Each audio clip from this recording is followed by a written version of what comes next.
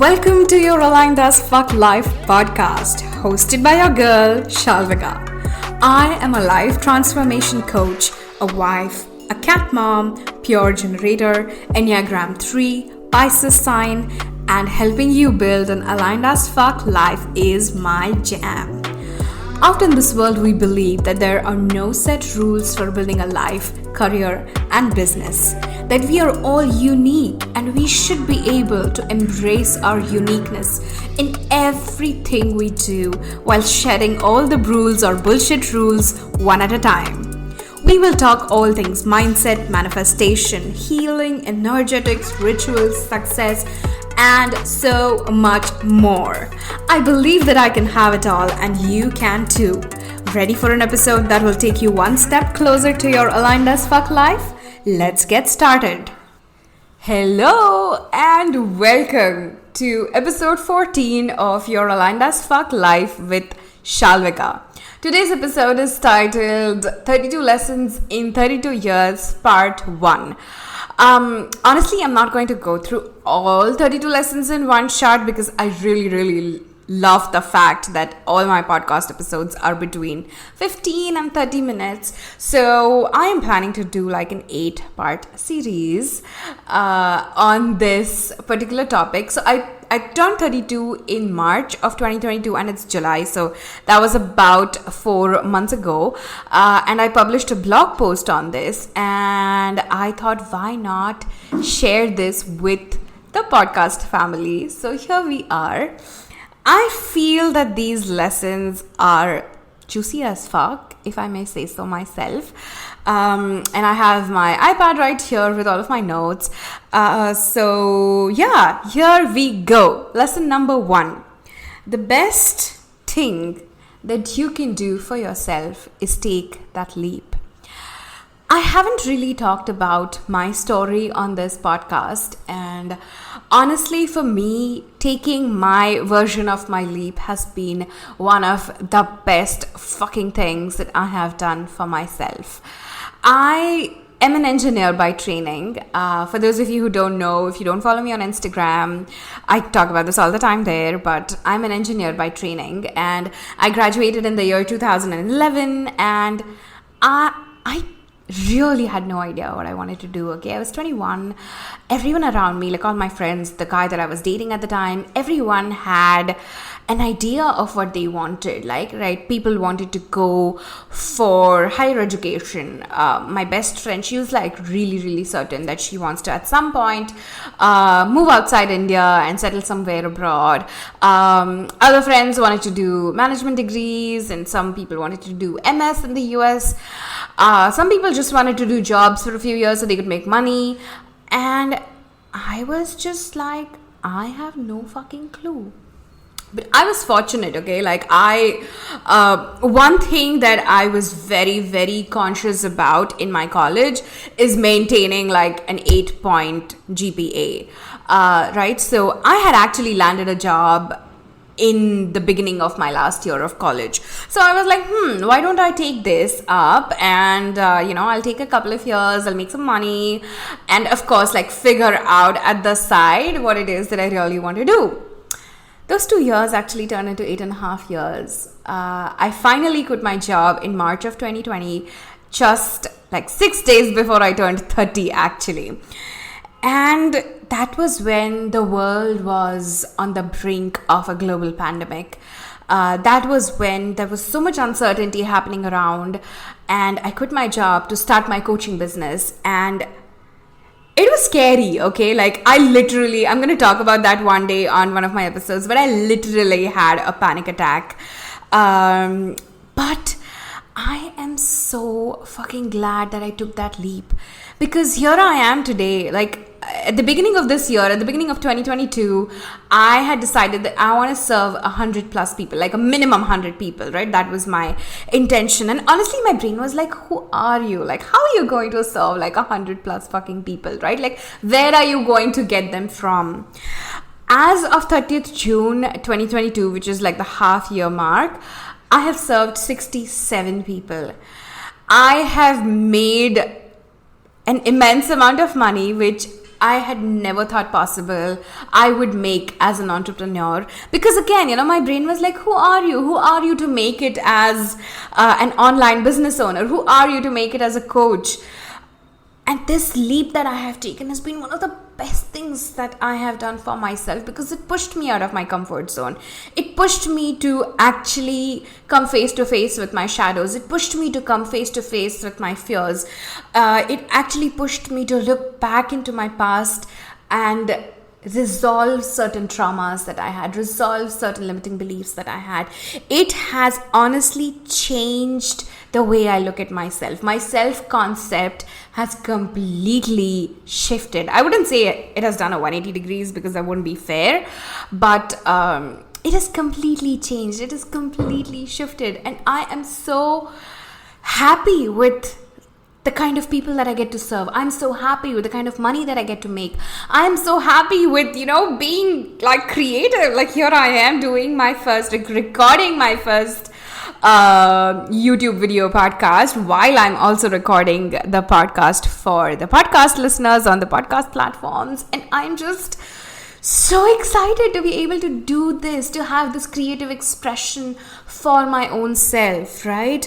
So the reason why I shared this story is to convey that the best thing that I did for myself was to take that leap. And that's literally the best thing that you can do for yourself, because it pushes you out of your comfort zone.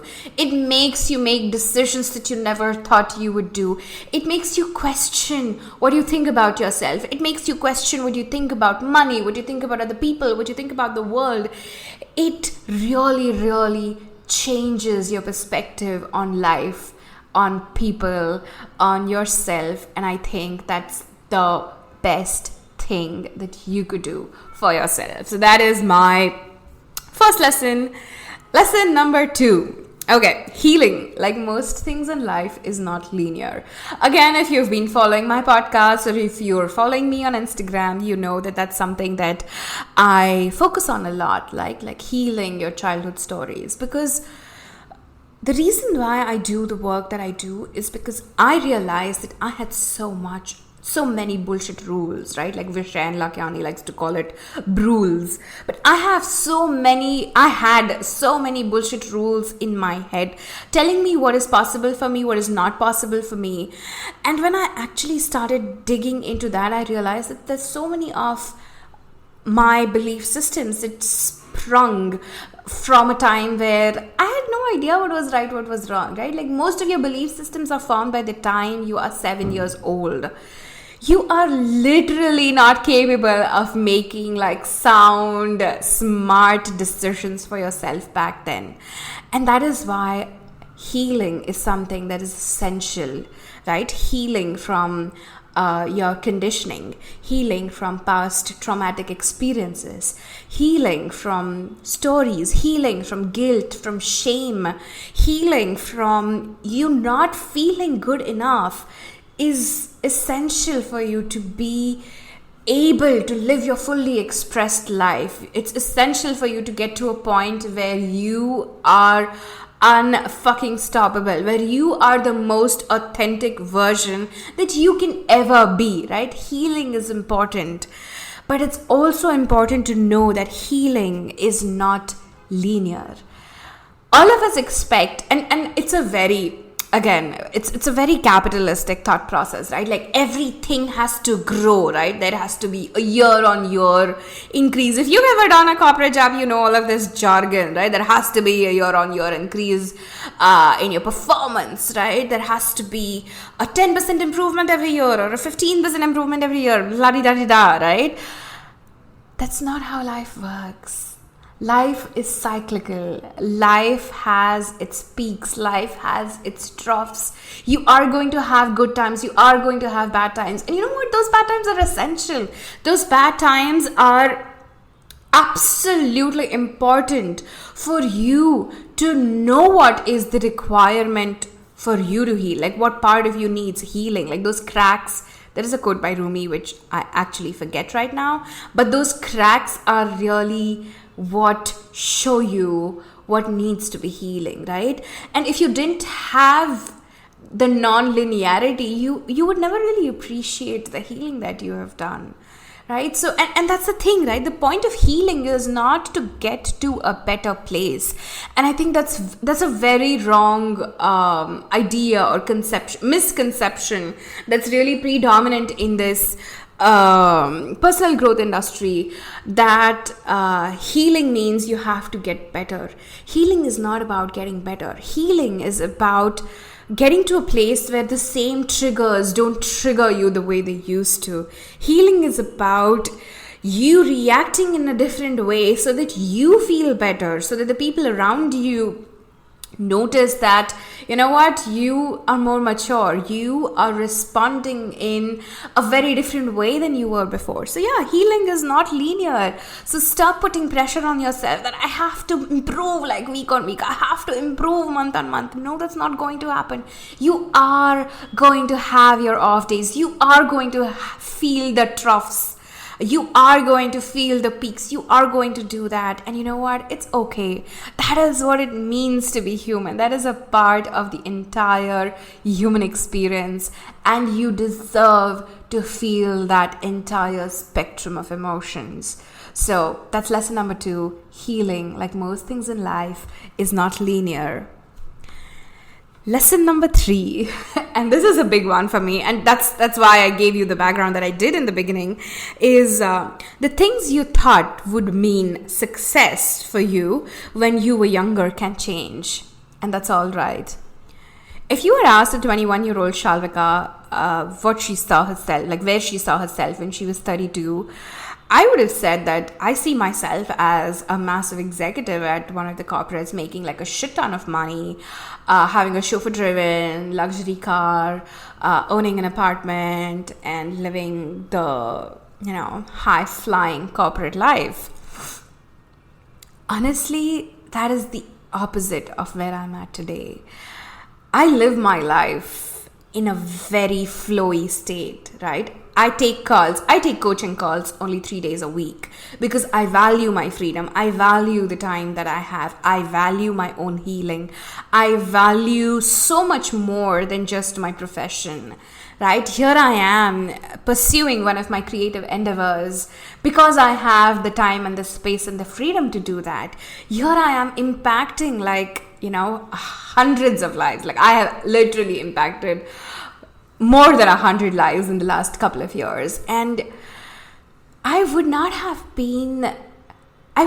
thought this. I would not have imagined that I would get to this point. I would, get to this point where I'm thinking of coloring my hair pink, right? I would have, if you'd asked a 21-year-old Shalvika, she would have been like dressed in stilettos and skirts and blazers, and that's what she would be, and that's not who I am today. I wear extremely boho clothes made of cottons and linens, and I'm in a very, very different space today, and that's okay.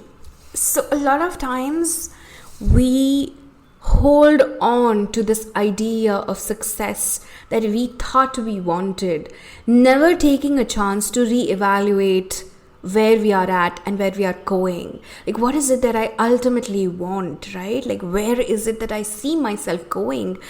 Most of us, once they get on that, in the rat race, right? Like, oh my God, I forget that term. What is that?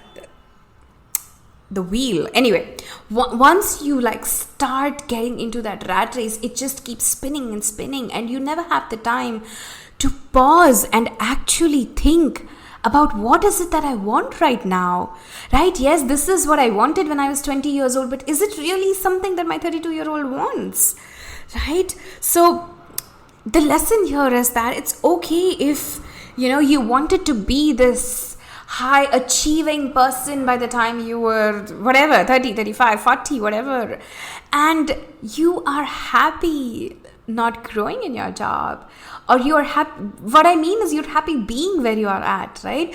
Or you're happy being a homemaker, or you're happy working 5 hours a week, not making a shit ton of money, but having so much time to dedicate to your kids, to your cats, to your dogs, to your garden, whatever it is that you want to do. And maybe it's also possible that when you were 30, you thought that you're going to grow up, get married, and like settle down and like be a homemaker. And now you are a high flying executive.